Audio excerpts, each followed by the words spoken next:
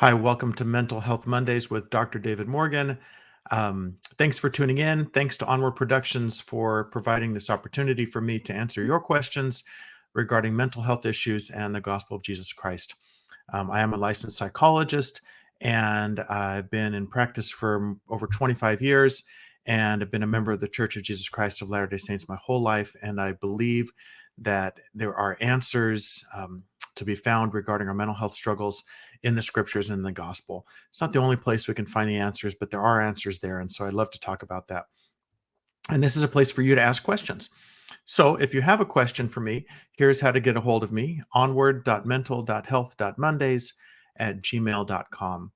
And like I said, any questions you have regarding psychology, mental health, the gospel, how they're all related is fine with me. So let's talk about today's question. Viewer writes in and says, "What are some practical suggestions to replace fear with faith?" It's a great question. This particular viewer has viewed some of my other videos and has noticed that I have said that that's something we need to do, that fear and faith kind of are opposite sort of things.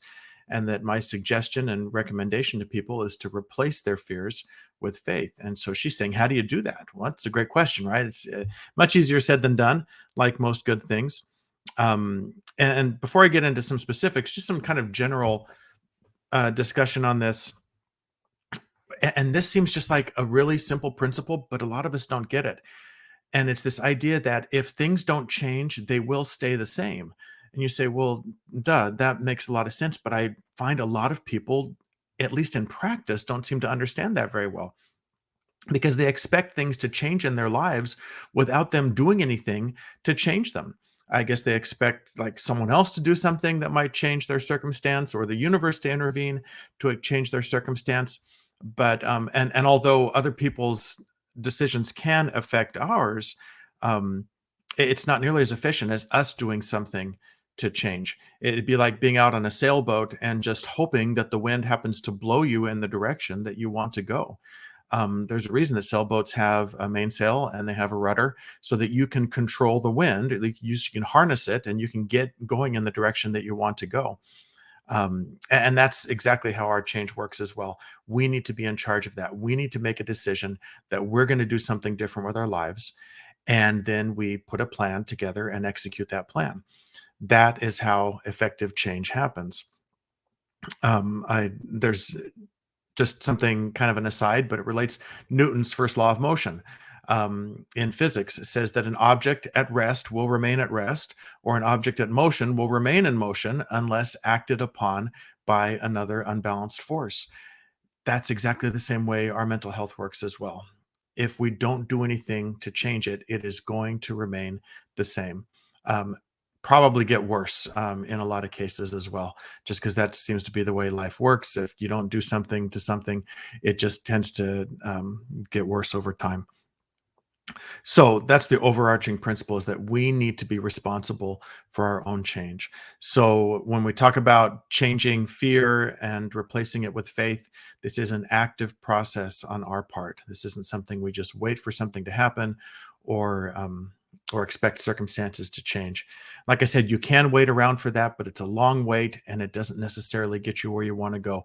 Just like the sailboat, the winds might just happen and the waves might just happen in a certain way that you get blown to your destination. But I would expect the likelihood of that is pretty slim, and it's going to be frustrating along the way instead of you saying, I'm going to take control of this situation and do something about it. And I advocate for that all the time, about us taking control of our life situation. And that involves responsibility and action on our part, and it is difficult to do, and that's fine. Life is difficult, and any sort of effective change is going to require effort and to a certain degree a bit of distress on our part.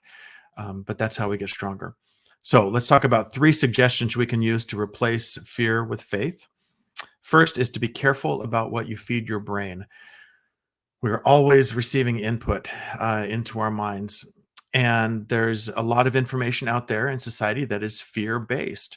I wish the news was like it was 20 years ago, where it actually was the news and they would simply just report what was going on.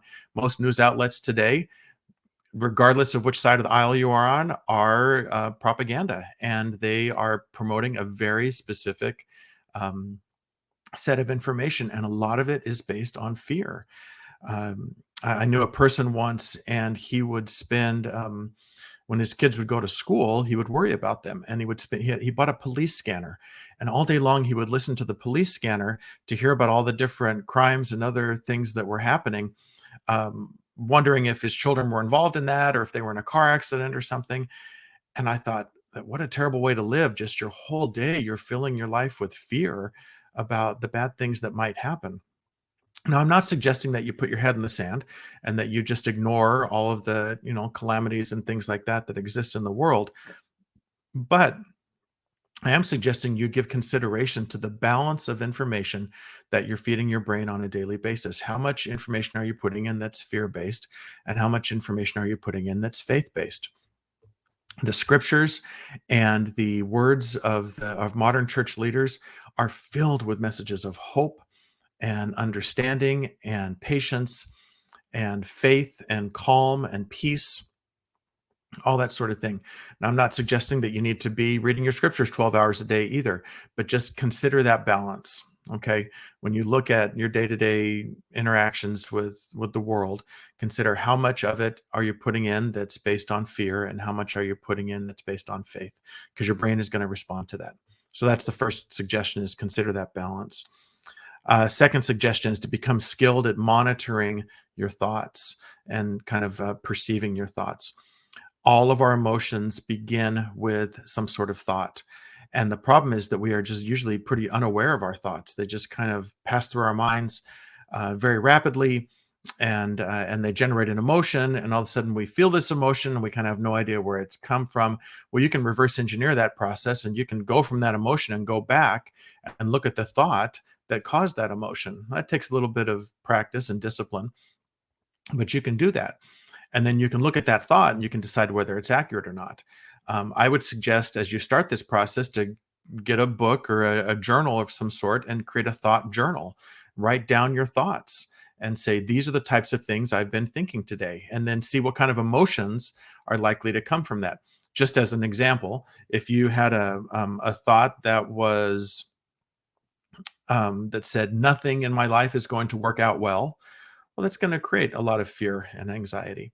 And so you could write down that thought: nothing in my life is going to work out well. Well, the problem with that thought is that it's wrong. A more accurate thought is, some things in my life will not work out well, but some things will. That's going to generate a different emotion.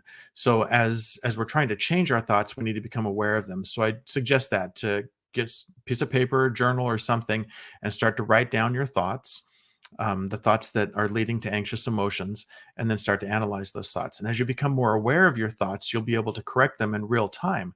You'll have a thought, you'll have anxiety, or fear. You'll automatically think, well, wait a minute, what's causing that? And you'll think about that thought and you'll say, maybe I can correct that thought now. And as you get more practiced in that, then that becomes a more effective way to manage those fears. So that's the second suggestion, is to monitor your thoughts. And the third suggestion is just to be patient with the process.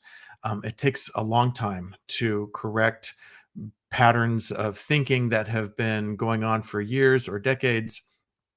So don't worry if you don't change right away. It just takes time. um, your brain will respond to what you tell it to do.